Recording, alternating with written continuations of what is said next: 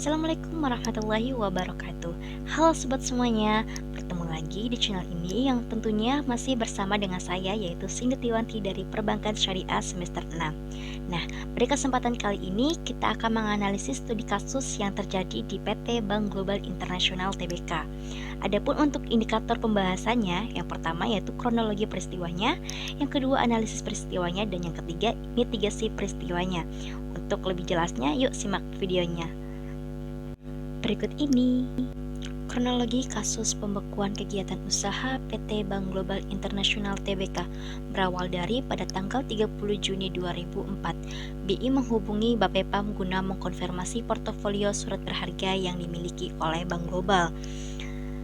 BI juga meminta Bapepam untuk melakukan pemeriksaan ini karena Bank Global melaporkan bahwa mereka memiliki surat berharga namun tidak dapat menunjukkan kepemilikan atas surat berharga tersebut.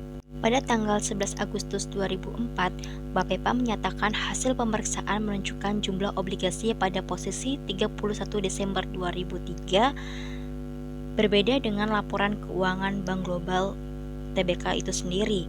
Menurut hasil pemeriksaan Bapepam, pelaporan surat berharga fiktif Bank Global dilakukan dengan melakukan pencatatan beberapa kali atas obligasi yang sama.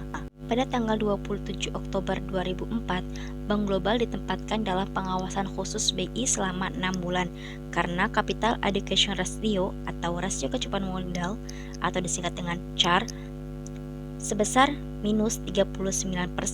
Hal ini menurun di bawah syarat minimal yang ditetapkan oleh BI sebesar 8% dan melanggar ketentuan GWM.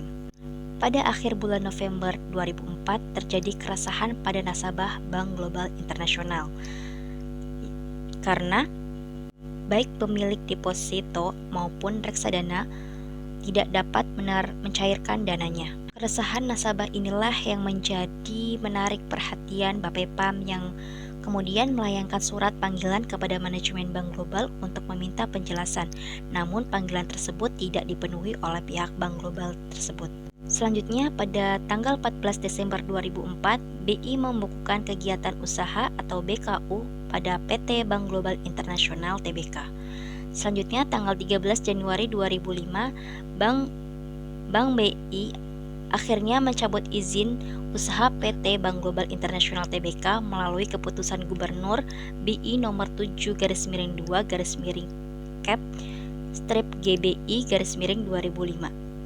Selanjutnya pada tanggal 14 Januari 2005, pembekuan izin akuntan publik Dr. Handes Joseph Susilo beserta kantor akuntansi publiknya selama 24 bulan. Terhitung tanggal 14 Januari 2005. Nah, akuntan publik yang melakukan audit terhadap laporan keuangan Bank Global Internasional tahun 2003 ini dinyatakan bersalah. Pada akhir bulan September 2005, Majelis Hakim Pengadilan Negeri Jakarta Selatan menjatuhkan hukuman kepada 7 mantan karyawan Bank Global dikarenakan mereka berusaha untuk menghilangkan berbagai dokumen Bank Global yang akan diperiksa BI serta berupaya untuk mengambil sejumlah dokumen dan uang. Pada tahun 2008, Menteri Keuangan membekukan izin akuntan publik Dr. Handes Thomas Iguna selama 12 bulan dikarenakan Thomas Iguna dinilai telah melakukan pelanggaran terhadap standar auditing atau SA dan standar profesional akuntan publik dalam pelaksanaan audit atas laporan keuangan Bank Global untuk tahun buku yang berakhir pada tanggal 31 Desember 2002. Ternyata ada 4 alasan dibekukannya PT Bank Global Internasional Tbk. Yang pertama, terus memburuknya kondisi keuangan pada Bank Global secara per tahun. Yang kedua, tidak menyetorkan modal tambahan yang diminta oleh BI sejak bank tersebut masuk ke dalam pengawasan khusus atau Special Surveillance Unit pada tanggal 27 Oktober sampai 13 Desember 2004. Yang ketiga, direksi Bank Global tidak menunjukkan etiket baik untuk patuh kepada peraturan bahwa dalam pengawasan BI dan kepolisian ada upaya secara sengaja dari pihak bank tersebut untuk memusnahkan dan menghilangkan barang bukti. Yang terakhir, Direksi, pejabat eksekutif, dan beberapa karyawan bank publik diduga telah melakukan tindakan pidana perbankan dengan merusak juga menghilangkan dokumen-dokumen penting banknya.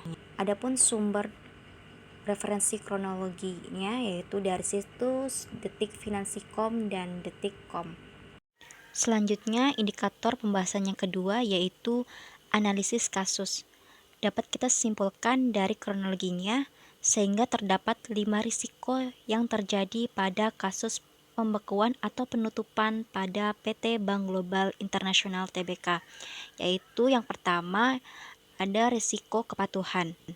Pada risiko ini timbul akibat dari bank tidak mematuhi atau tidak melaksanakan peraturan perundang-undangan dan ketentuan lain yang berlaku serta tidak menerapkan prinsip-prinsip syariah. Adapun untuk sumber risiko kepatuhan itu sendiri yaitu timbul karena kurangnya pemahaman atau kesadaran hukum terhadap ketentuan maupun standar bisnis yang berlaku.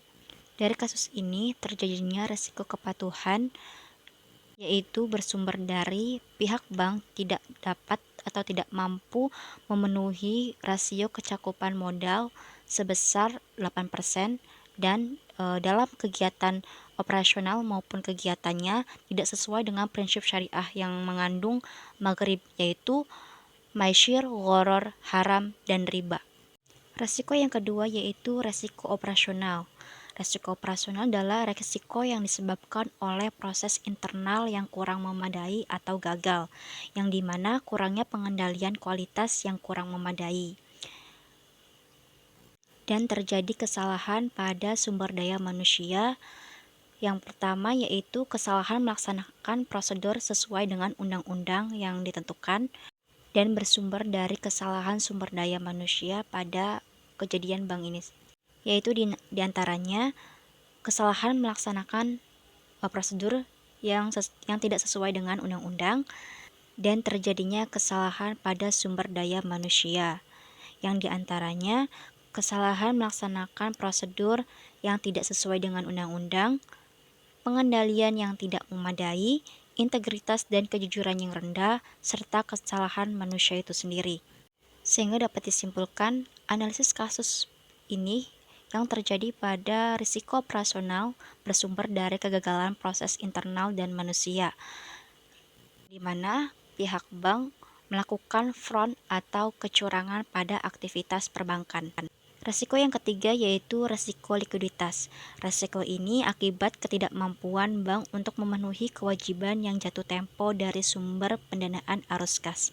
Pada kasus ini, sumber dari risiko likuiditasnya yaitu ketika nasabah atau masyarakat tidak dapat mencairkan dananya dan pihak bank tidak dapat mengembalikan dana pihak ketiga, meliputi giro, tabungan, dan deposito. Risiko yang keempat yaitu risiko hukum. Risiko ini diakibatkan karena kelalaian bank yang menimbulkan kelemahan aspek yuridis. Adapun untuk penyebabnya yaitu tidak adanya peraturan perundang-undangan yang mendukung, syarat keabsahan kontrak yang tidak kuat, dan pengikatan agunan yang tidak sempurna. Pada kasus ini, sumber risiko hukumnya yaitu ketika bank atau pihak bank memanipulasi data, menghilangkan dokumen-dokumen penting guna untuk menghilangkan bukti dari kecurangannya, dan melakukan kegiatan penempatan dalam surat berharga dan kredit secara fiktif. Risiko yang terakhir yaitu risiko reputasi. Ini terjadi karena menurunnya tingkat kepercayaan stakeholder yang bersumber dari persepsi negatif terhadap bank. Pada kasus ini, sumber resiko reputasinya yaitu bisa mencoreng citra reksadana yang pada 2 tahun kebelakang itu mengalami kenaikan serta dapat mencerminkan lemahnya pengawasan BI dan Bapepam pada suatu perbankan. Selanjutnya, indikator pembahasan yang terakhir yaitu mitigasi kasus. Pada bagian ini berisi tentang cara ataupun strategi pengupayaan dan pencegahan pada kasus ini di suatu perbankan, yaitu yang pertama pencegahan terhadap risiko kepatuhan dengan cara mengkaji ulang berkala terhadap kebijakan dan prosedur kepatuhan serta melakukan tindak lanjut hasil audit, artinya untuk memperkuat pengawasannya lagi. baik itu dari segi DPS, BI, dan Bapepam, guna untuk meminimalisir kejadian yang terjadi pada risiko kepatuhan ini. Selanjutnya, upaya pada risiko operasional, yaitu dengan menggunakan sumber daya manusia atau karyawan yang terlatih dan profesional, yang artinya dibutuhkannya seleksi untuk pengrekrutan terhadap pegawai bank, dan menindaklanjuti atau mereview setiap kesalahan atau kecurangan yang dilakukan oleh karyawan supaya bisa diperbaiki. Selanjutnya, upaya yang dilakukan risiko likuiditas, yaitu dengan menerapkan strategi yang tepat serta pengawasan yang lebih efektif. Selanjutnya, upaya yang dilakukan pada risiko hukum pada kasus ini yaitu dengan melakukan tindakan pidana sesuai dengan ketentuan yang berlaku, guna untuk menciptakan efek jerah bagi para pelaku kecurangan di bank. Yang terakhir yaitu upaya pada risiko reputasi pada kasus ini dengan melakukan program antisipasi dan program pemeliharaan reputasi. Sehingga upaya yang dilakukan oleh BI itu yaitu untuk melengkapi kembali data dan dokumen yang telah sempat dihilangkan oleh direksi dan pejabat eksekutif serta beberapa karyawan yang terlibat, dan memberikan kesempatan kepada unit pelaksanaan penjaminan pemerintah atau UP3 untuk melakukan langkah-langkah koordinasi dalam rangka pelaksanaan program penjaminan pemerintah. Sehingga pada kasus ini terhadap keputusan pembekuan usaha yang dilakukan oleh PT Bank Global sudah sesuai dan tuntas selesai, guna untuk melindungi kepentingan nasabah, mengamankan aset dan dokumen bank, serta memperkecil kemungkinan kerugian negara. Kesimpulan dari kasus pembekuan PT Bank Global Internasional Tbk ini, terdapat 5 risiko yang terjadi. Yang pertama, risiko kepatuhan, yang kedua, risiko operasional, dan yang ketiga, risiko likuiditas, dan yang keempat, risiko hukum, dan yang terakhir, risiko reputasi. Akhir untuk penutup ini yaitu sehatnya sebuah bank itu tidak hanya berpatokan pada sebuah aset ataupun modalnya saja, namun juga harus memperhatikan faktor risiko manajemen bank syariah yang meliputi 10 risiko, yaitu risiko kredit, risiko pasar, risiko likuiditas, risiko operasional, risiko hukum, risiko strategi, risiko kepatuhan, risiko imbal hasil, risiko investasi, dan risiko reputasi. Mungkin cukup sekian pemaparan dari saya, kurang-kurangnya mohon maaf. Wabillahi taufik wal hidayah. Wassalamualaikum warahmatullahi wabarakatuh.